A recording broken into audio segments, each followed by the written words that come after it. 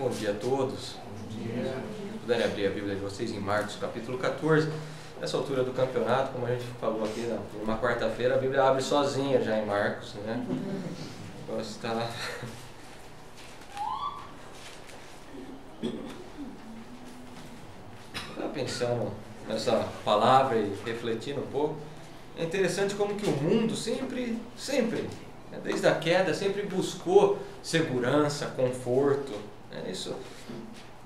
A gente olha hoje em dia, a gente acha que, né, nossa, a mídia bombardeia a gente de modo que você fique em pânico, que você tenha temor. Isso é verdade, mas isso aí sempre aconteceu. Sempre teve isso, né? Gerar o pânico, o medo nas pessoas. Até que a hora que você pega o Império Romano, que ele surgiu, e o conceito de Pax Romana, esse foi o grande conceito. Ali, opa, agora a gente vai ter paz, a gente vai ter refúgio, né? A gente vai ter segurança. Que paz era essa? Que a hora que o príncipe da paz chega, o que eles fazem? Eles crucificam ele. É interessante você pensar nisso, né? E o mundo é isso que a gente leu em 1 Coríntios no começo. O mundo não entende que segurança realmente, que conforto vai estar na cruz. É impossível de entender. Então eles achavam, a hora que eles crucificam Jesus, que eles estão o quê? A gente está acabando com essa rebeldia, né? Com essa muvuca aqui. Só que na verdade estão se condenando, continuando o inferno dentro deles. E a gente continua nosso estudo em Marcos, né? E hoje a gente vai estar olhando os versículos 53 e 54. Versículos 53 e 54 hoje. Não vou ser só esses dois versículos, vai ter mais coisa. Marcos 14, 53 e 54. Levaram Jesus ao sumo sacerdote. Então se reuniram todos os chefes dos sacerdotes, os líderes religiosos e o mestre da lei. Pedro seguiu de longe até o pátio do sumo sacerdote. Sentando-se ali com os guardas, esquentava-se junto ao fogo. Vamos orar.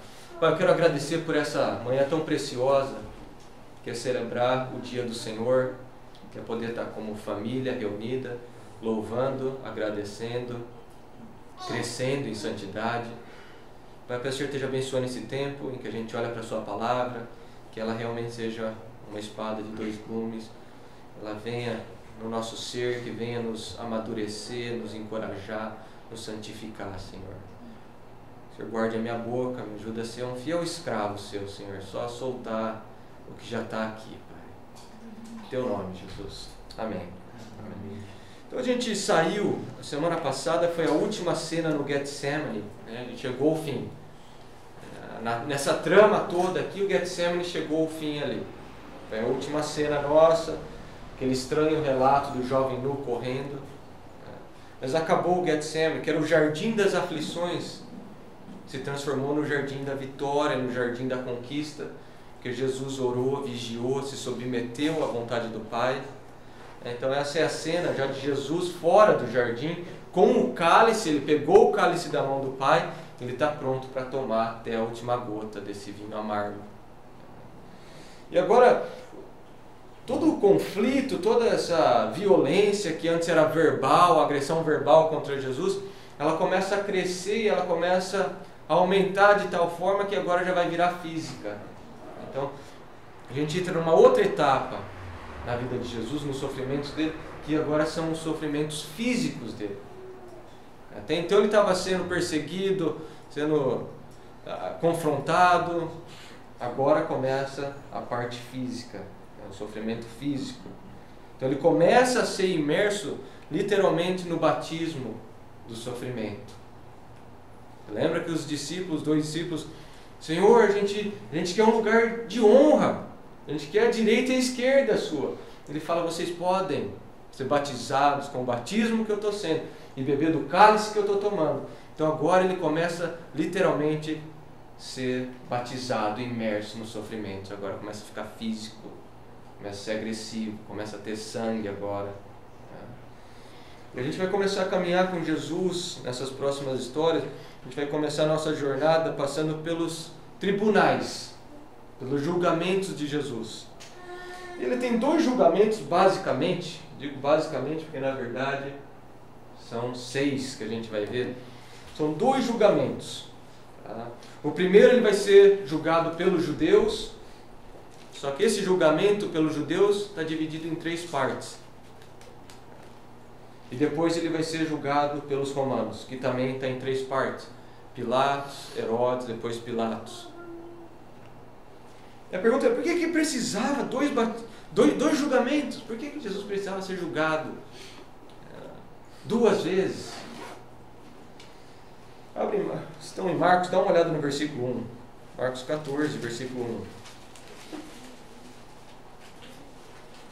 Faltavam apenas 2 dias para a Páscoa e para a festa dos pães sem fermentos. Os chefes dos sacerdotes, os mestres da lei, estavam procurando um meio de flagrar Jesus em um erro e matá-lo. Eles querem a morte de Jesus. Agora abre em João, vamos para João, a gente vai passar um pouco de tempo em João. João capítulo 11. João 11, 53.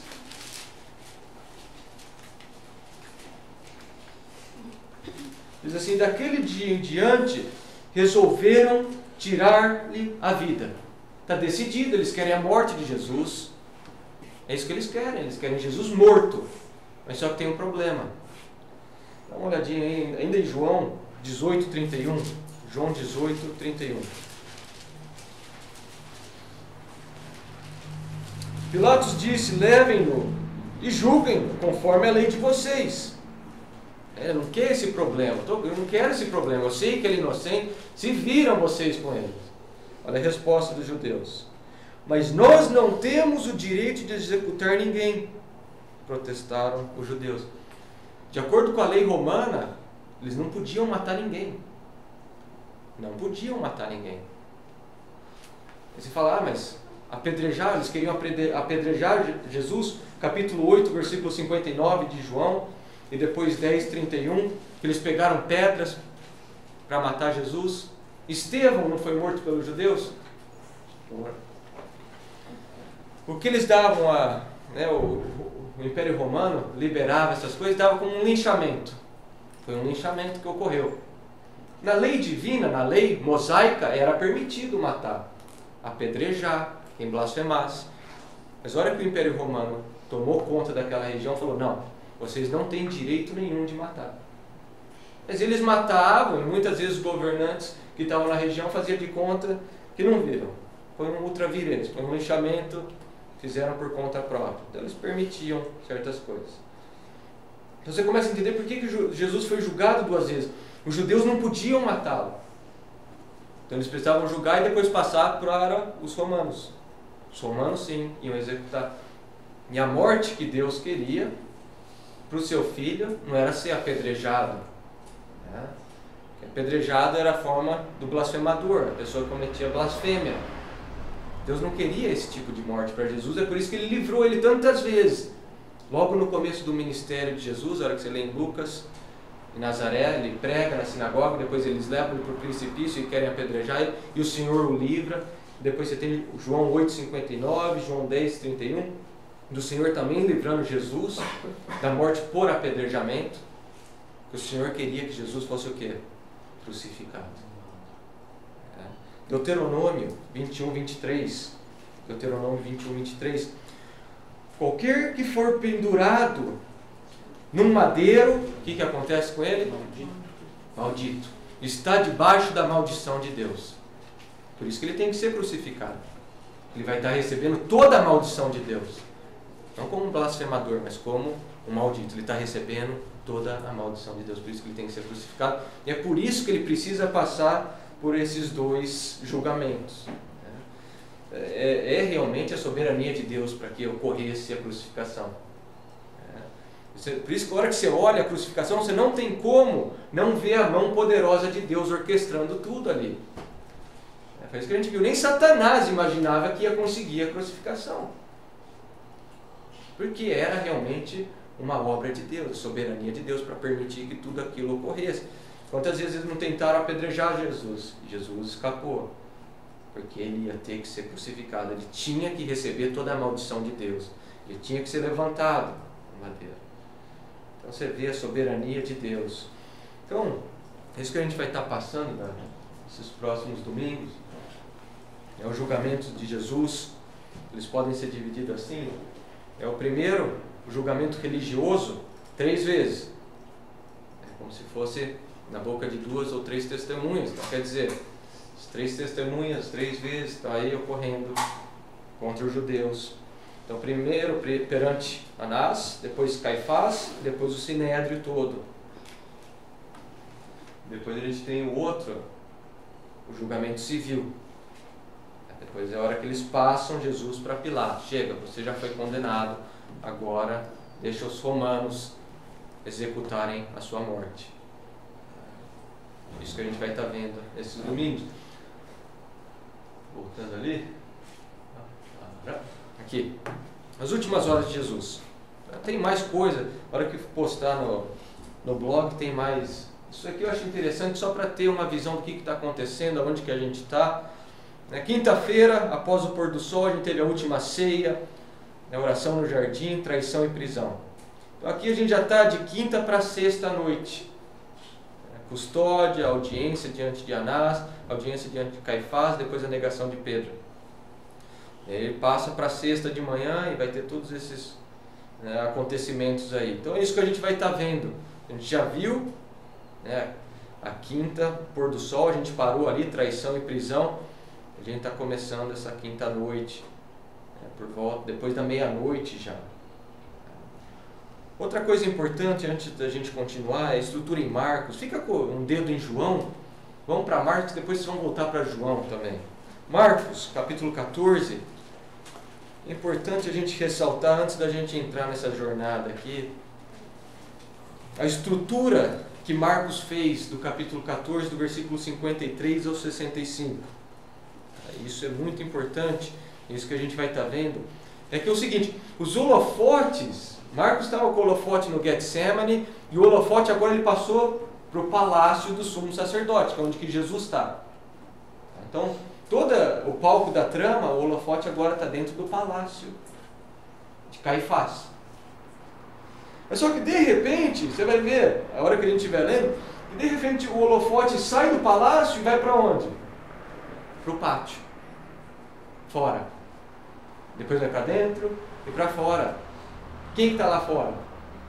Pedro. Então você tem, quer ver, dá uma olhadinha, capítulo 14, versículo 53.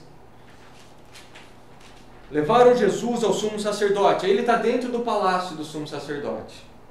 Versículo 54. Onde que agora foi a luz? No pátio. Está no pátio do sumo sacerdote. Então você vai ter esse jogo de luzes dentro do palácio e fora do palácio. E contrastando Jesus e Pedro. Os dois sob pressão. Só que um vai permanecer fiel. Um não vai ter a sua fidelidade abalada. Não vai ter o seu discipulado comprometido. E o outro vai. Então você tem esse contraste entre Jesus e Pedro, mostrando como se comportar diante de pressão. Jesus orou, vigiou.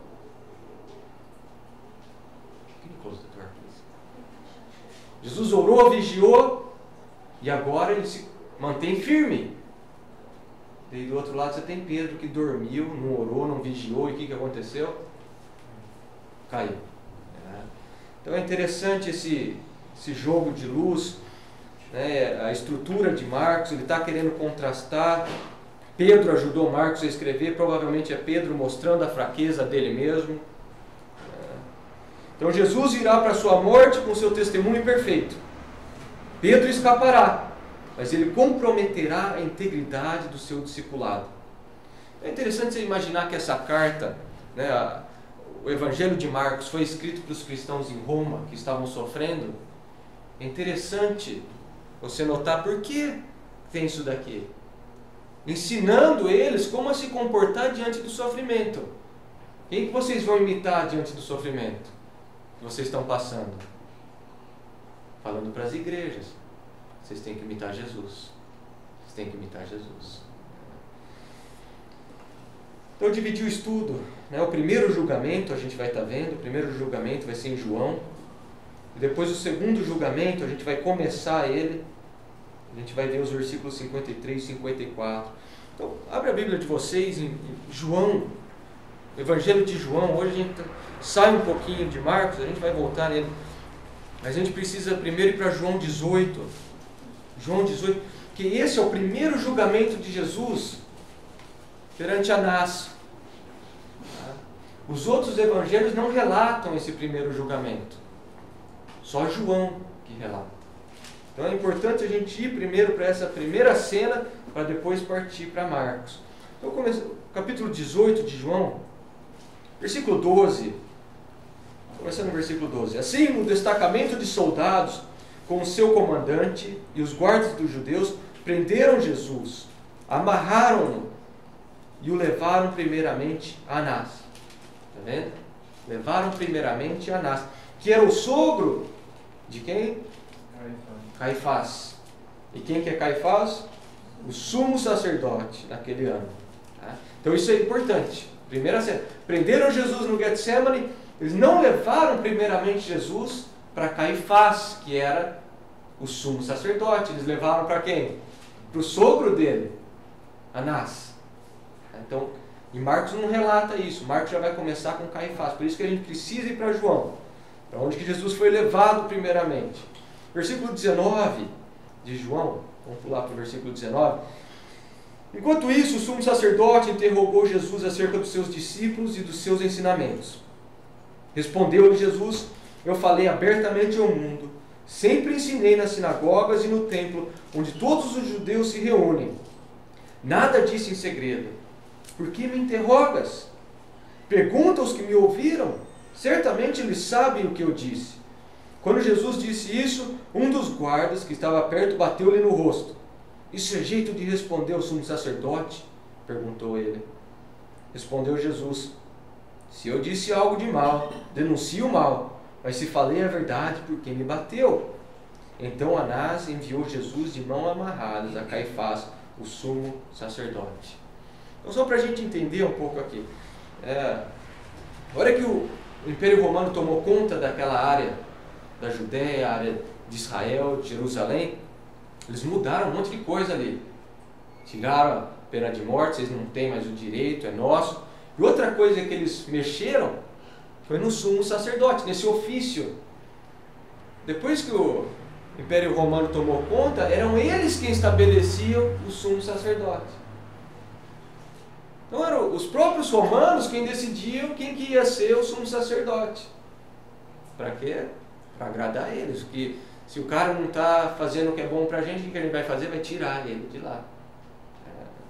Então era isso que estava acontecendo. Então o ofício de sumo sacerdote, isso é importante, virou um ofício político e não mais religioso.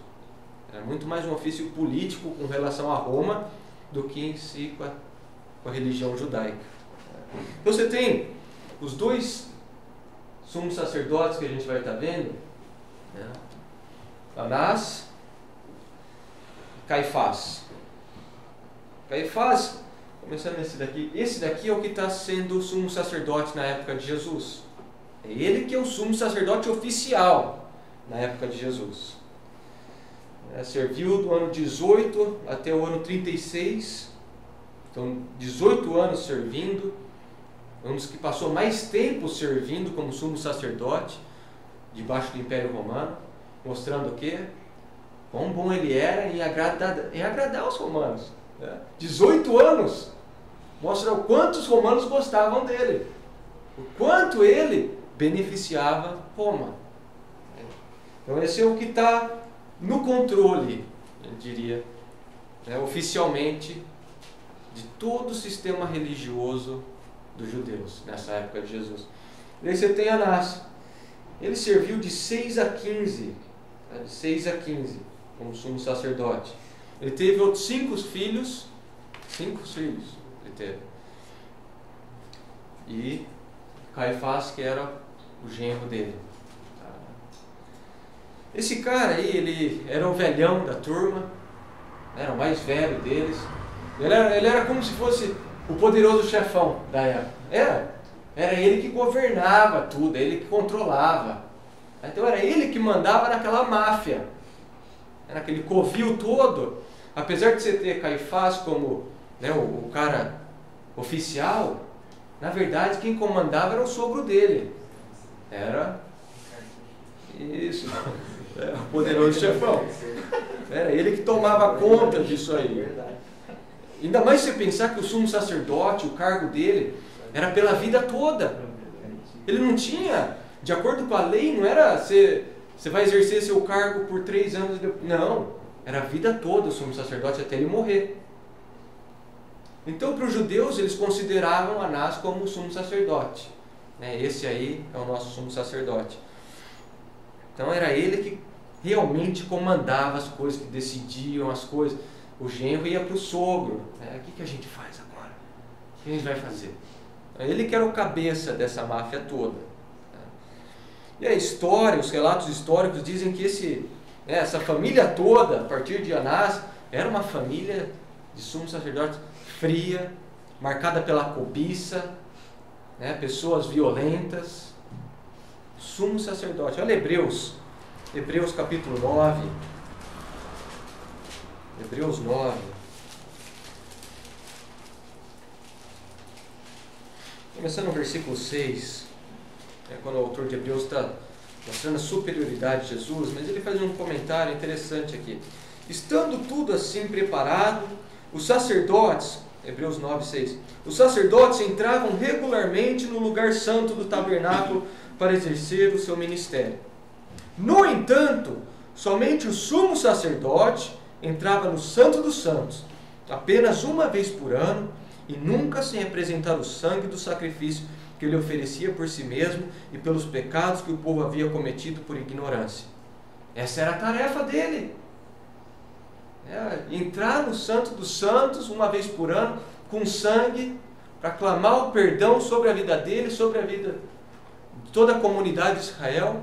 E olha o estado que está isso daí. Perdeu totalmente o significado que era para ele ser. Uma família fria, para que você pega os relatos de Joséfo, o historiador judeu, uma família fria, uma família violenta. Esse era quem estava controlando todo o sistema religioso em que Jesus estava vivendo ali. Então, de acordo com João, Jesus é primeiramente levado ao poderoso chefão, Anás. Foi levado a ele. Entendido? Ele é o cabeça da turma, então é até um modo de respeito.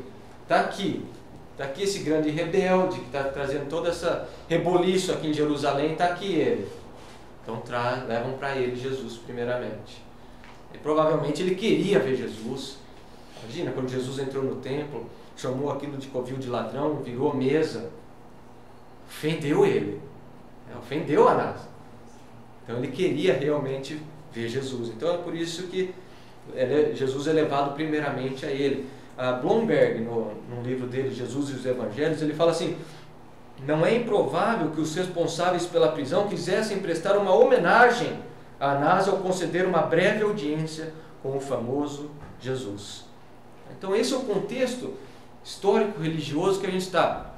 Caifás, ele é o homem oficial, ele é o sumo sacerdote oficial, que Roma vai ter ele como a sua palavra como oficial, mas quem controlava tudo mesmo não era ele, era Anás.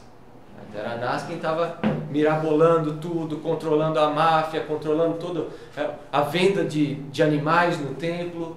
Era esse velhinho. Ele que comandava tudo.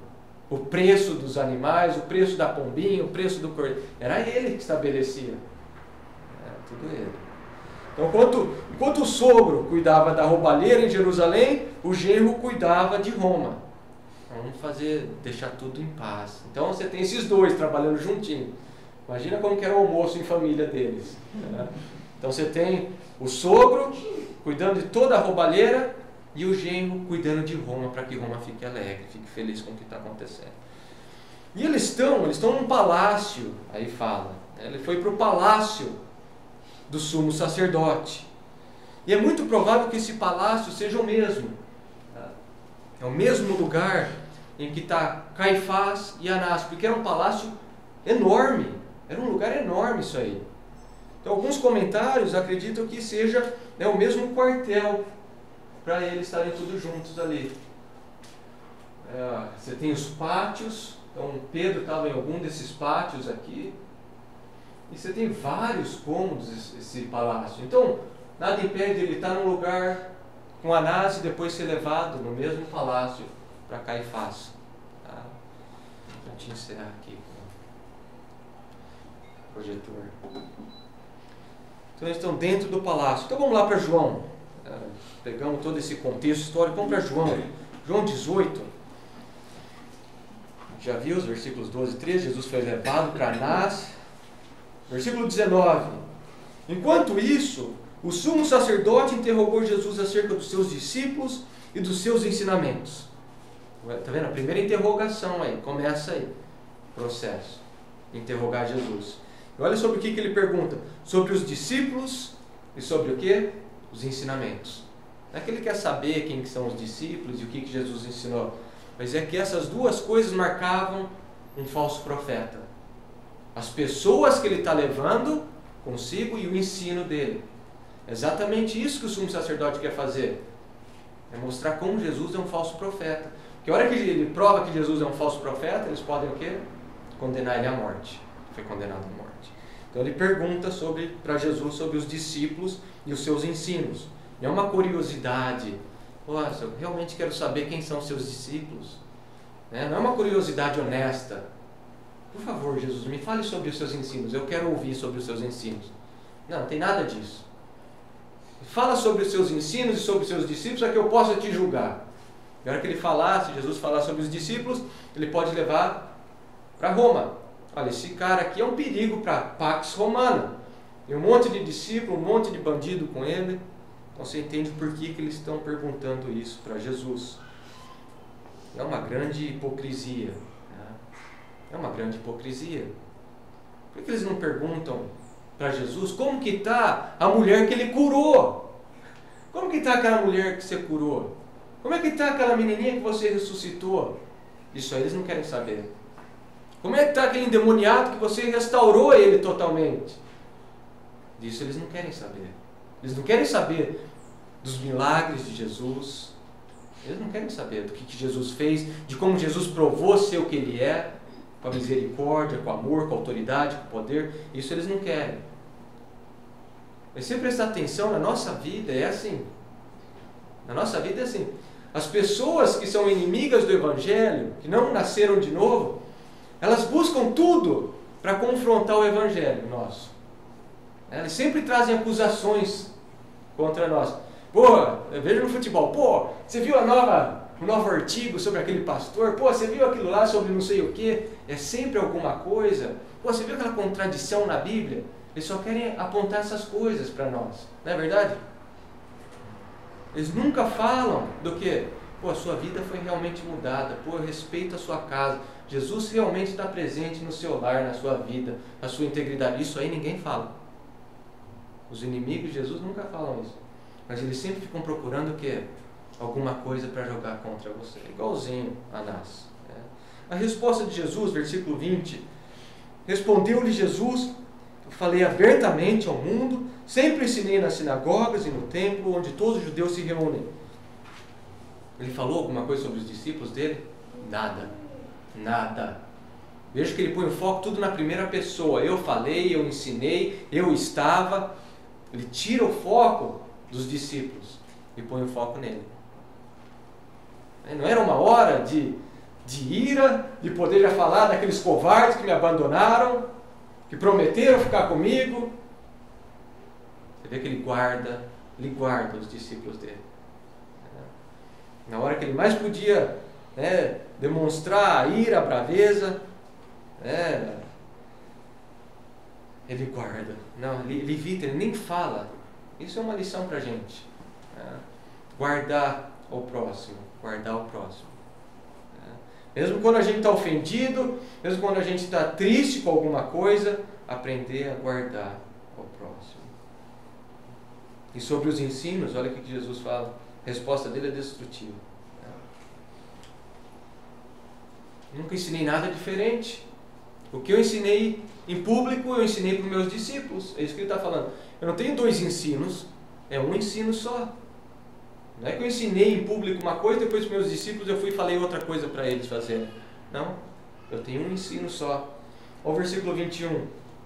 Por que me interrogas? Pergunta aos que me ouviram. Certamente eles sabem o que eu disse. Jesus está mostrando quão ilegal está sendo esse julgamento aí. Quão ilegal está. Primeiro, ele foi amarrado, ele está sendo interrogado sem defesa, ele está sendo tratado como um marginal, ele foi levado a um homem que já não tinha mais o ofício, tudo ilegal. Isso que a gente vai continuar vendo. Quanta coisa ilegal teve no julgamento de Jesus. Eles já tinham na mente, no coração deles a sentença. Eles vão matar Jesus. Eles querem... Então por que eles estão perguntando essas coisas para Jesus? É para realmente que Jesus se auto-entregue, se auto-condene. É isso que eles querem de Jesus.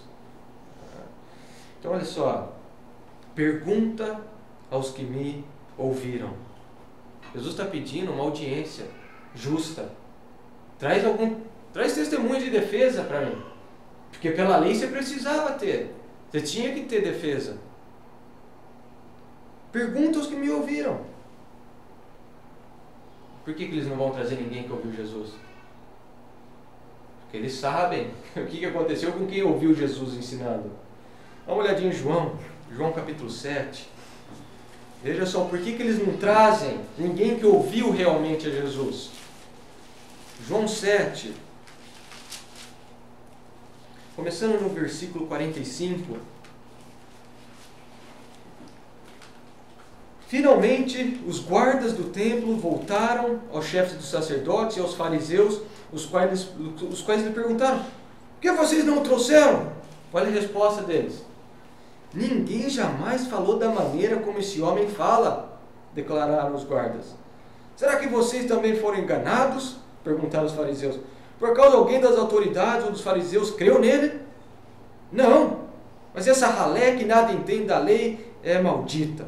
Nicodemos, um deles, que antes tinha procurado Jesus, perguntou-lhe: a nossa lei condena alguém sem primeiro ouvi-lo para saber o que ele está fazendo? Eles responderam: você também é da Galileia? Eles estão indignados, porque as pessoas que ouviram Jesus ensinando, ninguém nunca ouviu alguém desse jeito. A autoridade que ele fala, a clareza, a veracidade que ele tem no ensino. Marcos, lá em Marcos, capítulo 1 de Marcos. Por que eles não estão levando ninguém lá que ouviu Jesus? Marcos 1, versículo 27.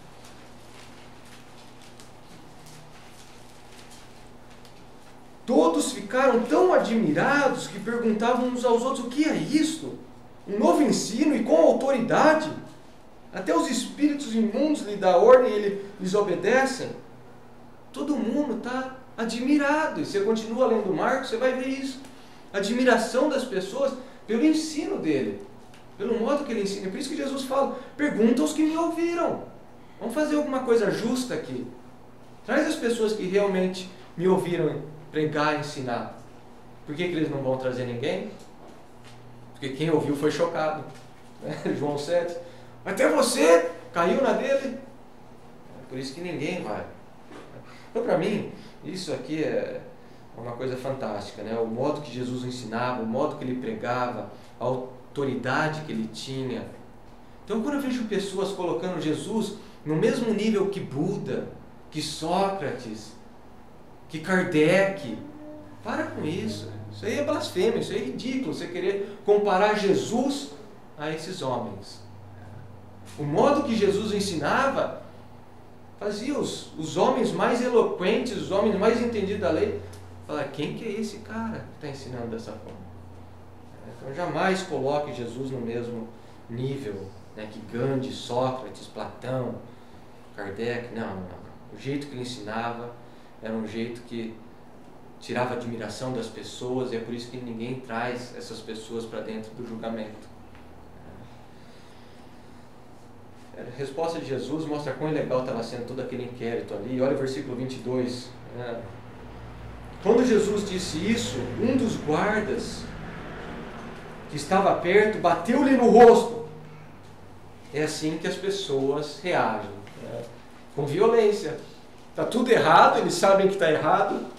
E a hora que a verdade brilha na escuridão, um dos modos de se abafar, de se apagar a luz, que é? Com violência. Exatamente isso que ele faz. A hora que a luz de Jesus brilha naquele lugar, naquela escuridão, o que eles fazem? Eles batem na cara dele.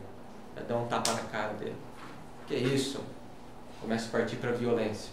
Porque estão sendo incomodados pela verdade. Então, uma cena de covardia, uma cena de injustiça.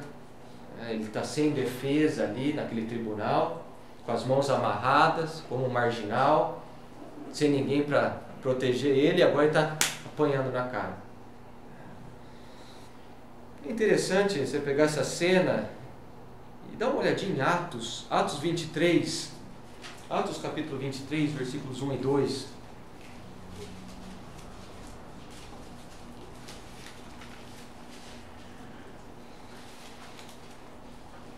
Jesus disse que nenhum escravo é maior do que o seu Senhor. Se eu sofri, vocês vão sofrer. Olha o que acontece com Paulo. Atos 23, versículos 1 e 2. Paulo, fixando os olhos no Sinédrio, disse: Meus irmãos, tenho cumprido o meu dever para com Deus com toda boa consciência, até o dia de hoje. Diante disso, o sumo sacerdote Ananias, que era filho de Anás, deu ordens aos que estavam perto de Paulo para que lhe batessem na boca. Mesma coisa. Ele fala a verdade incomoda, o que eles fazem? Dão um tapa na cara. Então, todos que seguem a Jesus, isso é um princípio, que a gente pega na Bíblia. A gente vai sofrer, a gente vai passar por injustiça, a gente vai às vezes apanhar. E como que a gente vai reagir quando isso acontecer?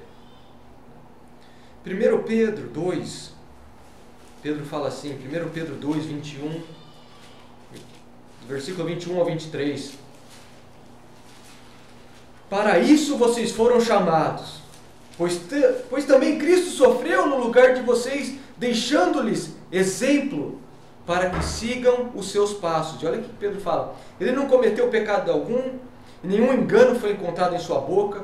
Quando insultado, não revidava, quando sofria, não fazia ameaças, mas entregava-se àquele que julga com justiça. Então esse é o nosso modo de seguir. Quando formos injustiçados, nós devemos seguir o exemplo de Jesus. Ser sóbrio no pensar, não vai agir na carnalidade do momento, mas entregar, é isso que Pedro fala. Mas entregava-se àquele que julga com justiça. E sofrimentos vão vir. A gente está andando nos passos de Jesus, isso aí não tem como. Olha que Pedro fala, para isso vocês foram chamados.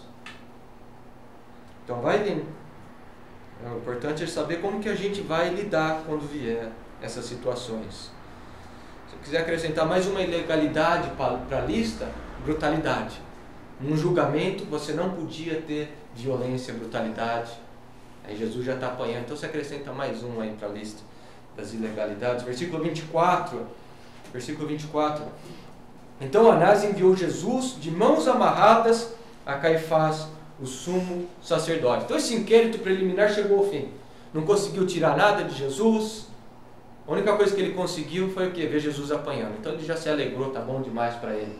Só de ver Jesus tomando um tapa na cara, todo amarrado ali como um bandido, como um marginal, tá bom demais para ele. Então agora ele envia Jesus, passa Jesus para o seu genro, Caifás, sumo sacerdote. E é aí que a gente parte para Marcos. Agora você vai lá para Marcos. Marcos capítulo 14, versículo 53. É daí que a gente começa Marcos. Então você teve o primeiro inquérito, você teve o primeiro julgamento. João relata, e agora a gente passa para esse segundo, o segundo julgamento de Jesus. E agora ele já não está mais diante de Anás, mas de Caifás. Anás não achou, não conseguiu o que ele queria, conseguiu apenas a violência, ele manda embora. Chega, passa esse animal aí para o outro julga ele. Então essa é a partir daí que a gente tem Marcos. Marcos capítulo 14, versículo 53. Olha lá. Levaram Jesus. Então a cena muda do palácio. De uma área do palácio agora vai para outra. Então levando Jesus amarrado, como João narra, tá? Como um bandido. Então levando ele. Levaram Jesus ao sumo sacerdote. Então aqui já é Caifás. Então agora Jesus está diante de Caifás. É o genro dele, dentro do palácio. E eles levam Jesus como se fosse um troféu. Parece o time campeão. Alegre, levando, eles estão alegres, estão levando como um animal para o sacrifício. Fazendo Jesus um espetáculo público por toda a área do palácio ali, andando com ele, né, Jesus amarrado, eles devem estar achando a maior graça nisso, quão bonito é. Mal sabem eles que eles estão levando Jesus para a coroação do rei, vai ser para a cruz, que é onde que ele deve estar, mal sabem eles. Então, vamos lá. Então se reuniram todos os chefes dos sacerdotes, os líderes religiosos e os mestres da lei. Esse daí é o grupo que Marcos tanto fala que querem a morte de Jesus. Você pode, se estiver anotando, Marcos 8:31, Marcos 11:27 e Marcos 14:43. Ele menciona esse grupo, né, mostrando que eles querem realmente a morte de Jesus. Mas o importante ali é aquela palavra todos. Olha lá. Então se reuniram todos. Isso aí traz um contraste. Porque o todos aí provavelmente é o Sinédrio, mais de 70 homens. Então são todos contra o quê? Um. Então uma cena, na hora que você vê, olha lá. Então se reuniram todos os chefes dos sacerdotes. Isso aí está mostrando uma cena de covardia. São todos, um monte de homem contra um homem. Um monte de homem sem provas, um julgamento ilegal contra um homem justo. Então essa é a cena, na hora que você lê isso daí, Marcos 14:53, então se reuniram todos os chefes, é uma cena de covardia, todos estão ali contra um só. Mas você pode fazer a transferência e mostrar a valentia de Jesus, é um só contra 70, e ele está lá. Isso sim, uma lição para Pedro. Vocês que se acham valente, olha só, é um só contra 70, ele está lá. Esse todos fala que eles representam toda a nação de Israel, porque esses homens são os líderes religiosos de Israel, eles representam toda a nação de Israel. É como se toda a nação estivesse ali contra Jesus. Mas não só a nação de Israel, todos aqueles que não nasceram do Espírito. São inimigos de Jesus, odeiam as coisas, né, do reino de Deus. Então essa imagem aqui, então se reuniram todos, pode pôr a gente lá antes da transformação do Espírito Santo. A gente está lá contra Jesus, contra os ensinos dele, contra o reino de Deus. Exatamente essa a cena. Uma cena triste, né? Você imaginar que esses homens eram os homens que mais conheciam a palavra em Jerusalém. Esses homens eram os homens mais respeitados. Eram os homens para que todos iam, todos respeitavam, todos reverenciavam, esperavam, né, um temor por Deus da parte deles. É triste. Agora você vê esses homens julgando Jesus, condenando Jesus de uma forma ilegal. E o local que eles estão, olha aí no versículo 54, no pátio, então isso significa que eles estão dentro do palácio do sumo sacerdote, eles estão dentro do palácio do sumo sacerdote. Vai para Mateus, olha só, Mateus 26, só para vocês terem uma noção do que esse palácio se transformou. Mateus 26, versículos 3 e 4.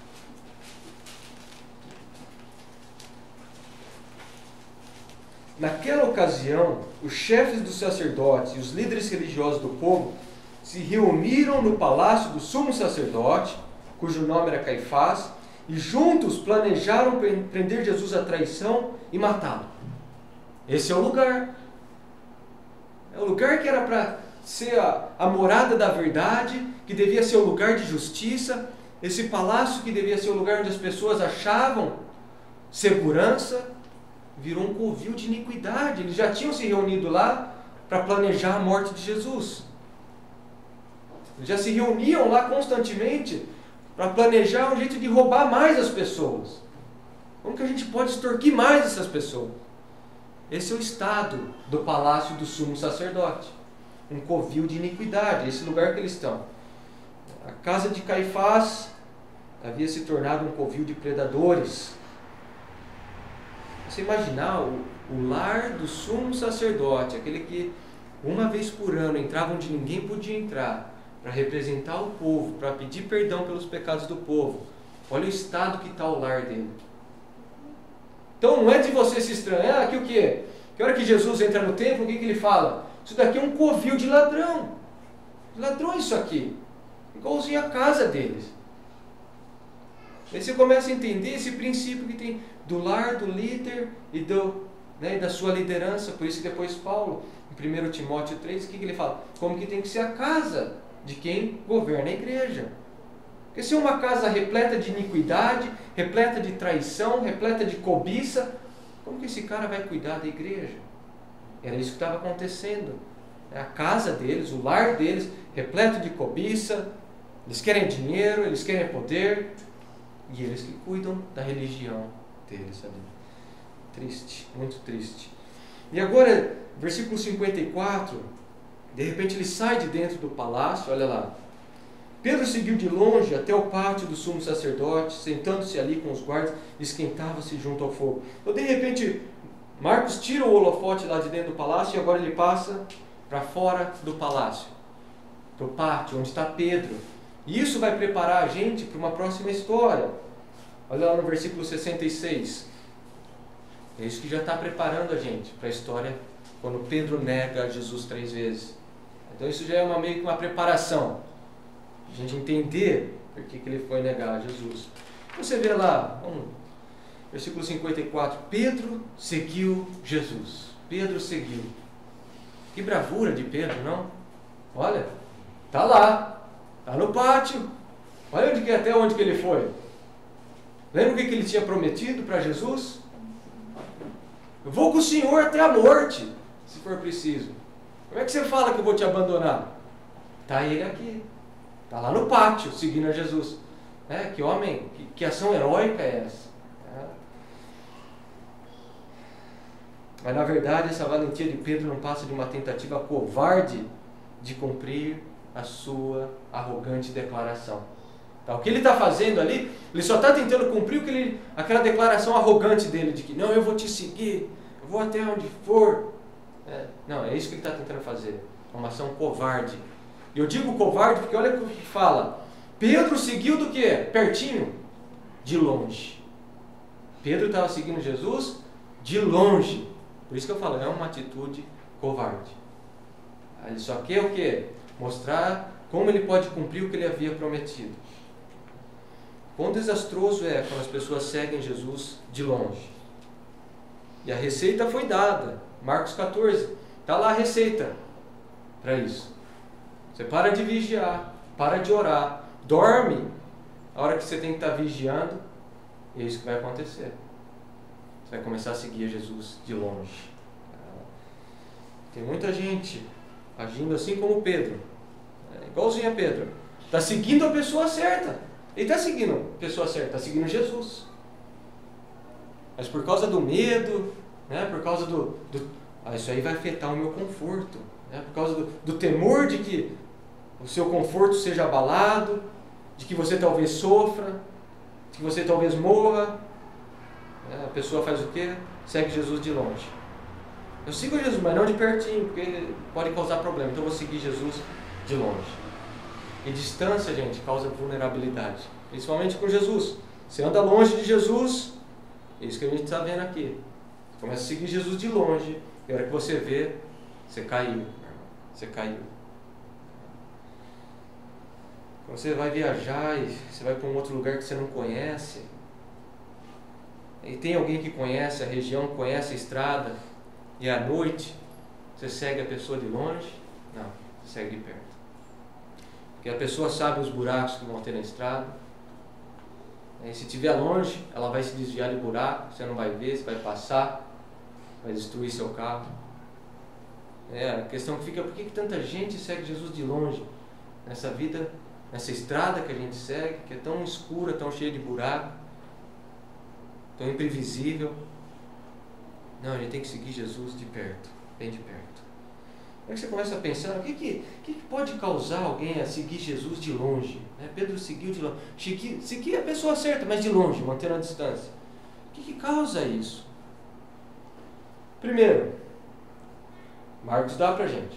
Falta de vigiar, falta de orar, falta de separar um tempo para você estar em comunhão com o Espírito Santo. Falta, na hora que você para com isso, na hora que você... Eu não preciso mais disso, eu não preciso orar e vigiar. Estou forte o suficiente. Na hora que você vê, meu irmão, você está bem longe de Jesus. Então, o primeiro é falta de estar orando e vigiando. O segundo é temor de homens. É medo na escola que vão zombar de você, é no trabalho que vão te ridicularizar, é na família que vão te desprezar. Então você começa a temer homens, você começa a fazer o quê? Andar mais longe de Jesus. Você está mais perto das pessoas. Terceiro, o pecado. O que faz a gente andar longe de Jesus? O pecado. Às vezes é um pecado que a gente fica cultivando, alimentando, não confessa, não se arrepende do pecado. Isso vai criando essa distância de Jesus. Você não quer estar perto de Jesus, porque a santidade dele vai te incomodar. Então você prefere manter a distância dele. Quarta, a correria do dia a dia. A gente fica tão ocupado, tanta coisa para fazer, que a hora que você vê, você está longe de Jesus. Você não está vigiando, você não está orando, você não está passando tempo com Jesus. A hora que você vê, você está bem longe dele. Você já não tem mais intimidade, você não tem mais proximidade de Jesus, você está longe. E o quinto, o que faz a pessoa caminhar distante de Jesus? Religiosidade. Religiosidade é o maior inimigo da proximidade. Porque a pessoa faz certas coisas, ela começa a achar que ela está bem. Mas eu faço isso e aquilo. Para que você vê, o coração da pessoa está longe do Senhor, e só porque ela está fazendo certas coisas, ela acha que está bem próximo de Jesus. E tem que tomar cuidado com isso. Tomar cuidado com isso. Voltando ao versículo 54, Pedro seguiu de longe até o pátio do sumo sacerdote. Sentando-se ali com os guardas, esquentava-se junto ao fogo. Está vendo? Ele não foi lá dentro do palácio, eu vou com o Senhor ir lá e falar, isso aqui está errado, isso aqui é um monte de mentira. Não, é onde que ele fica? No pátio. Ele fica no pátio. Quem que está no pátio? Os inimigos de Jesus. Ele não só fica no pátio, o que ele faz? Ele se assenta com eles e procura o foguinho para se aquecer, porque é uma noite fria. Essa é a atitude, a ação de Pedro. E assim como nós, nos lugares de conforto, em casa, na igreja, na casa de um amigo cristão, a gente professa as maiores palavras de valentia, de quanto você ama Jesus. Isso nas áreas de conforto, como Pedro estava naquela sala, onde estava confortável, tinha um contexto todo bonito, eu vou com o Senhor, se for preciso até a morte. Muitos de nós, assim, no lugar de conforto a gente profere palavras bonitas de fidelidade, mas a hora que a gente está no desconforto, como Pedro, o que a gente faz? A gente se assenta com os inimigos de Jesus e a gente tenta se assemelhar com eles por medo do quê? De perder o conforto, por medo de ser maltratado, por medo de ser desprezado. É isso que acontece com a gente. A gente age igualzinho a Pedro. No lugar de conforto, Senhor, eu morro por você como eu amo você mais do que minha vida. E a hora que você está, seja na escola, no trabalho, no futebol, numa situação, aí você começa a sentar com eles, esquentar sua mão, tentar se assemelhar com eles, porque você não quer ser desprezado. Que a gente possa olhar para essa história aqui e aprender. É uma história. Isso aqui é graça de Deus em deixar para a gente poder olhar e aprender. Falar, não, eu não quero seguir a Jesus de longe, eu não quero estar no pátio, eu não quero me assentar com os inimigos de Jesus e procurar conforto e aquecer minha mão ali. Não, eu não quero isso. É graça de Deus deixar uma história dessa para nós. Amém?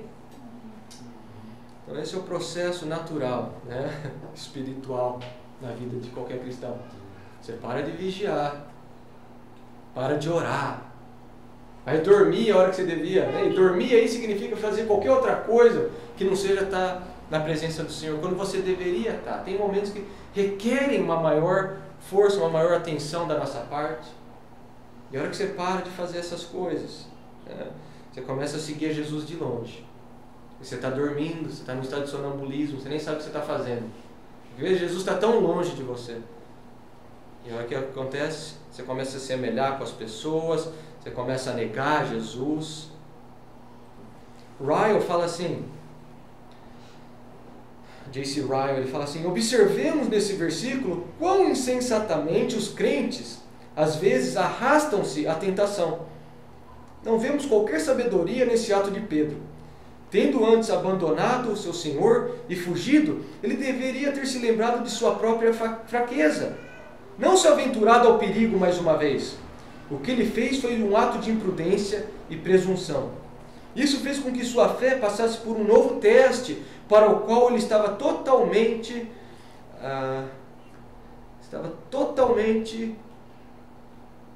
inapto. Não é exatamente isso que acontece. Ele começa a se arrastar, ele devia ter lembrado: peraí, eu já neguei o Senhor, minha fraqueza, eu não vigiei, não orei. O que ele faz?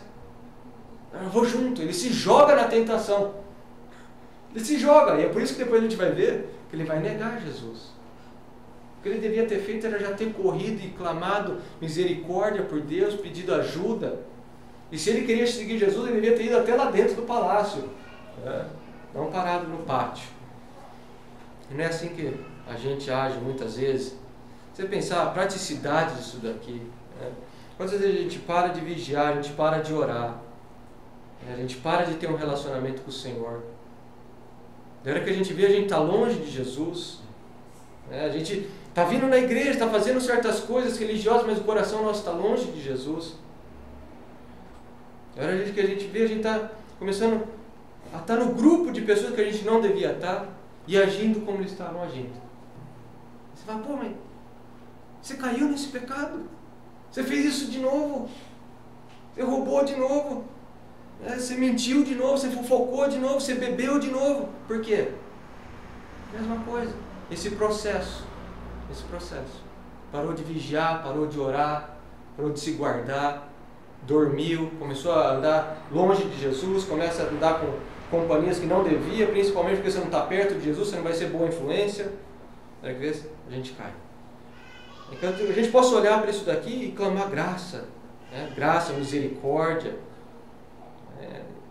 e não querer se assemelhar a Pedro, mas sim a Jesus.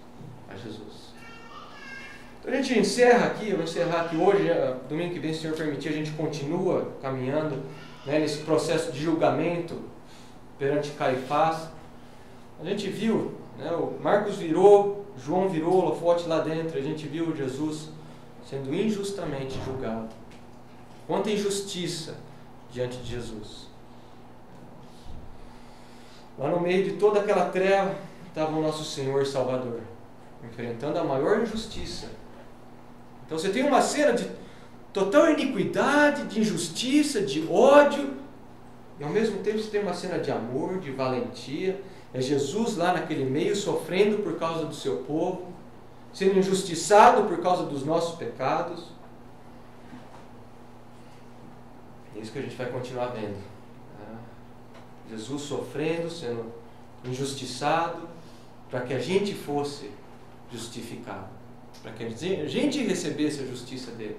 Ele recebe toda essa injustiça para que a gente recebesse a justiça dele por fé. Abre a Bíblia de vocês e a gente encerra aqui Hebreus 12. Quão maravilhoso é esse Salvador.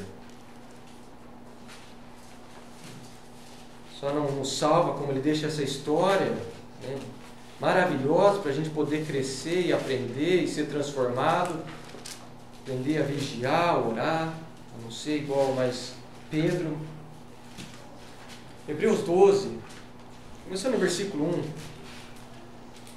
autor de Hebreus fala assim, depois que ele dá toda aquela nuvem de testemunhas, dos heróis da fé: portanto também nós, uma vez que estamos rodeados por tão grande nuvem de testemunhas, livremo-nos de tudo o que envolve e corramos com perseverança a corrida que nos é proposta.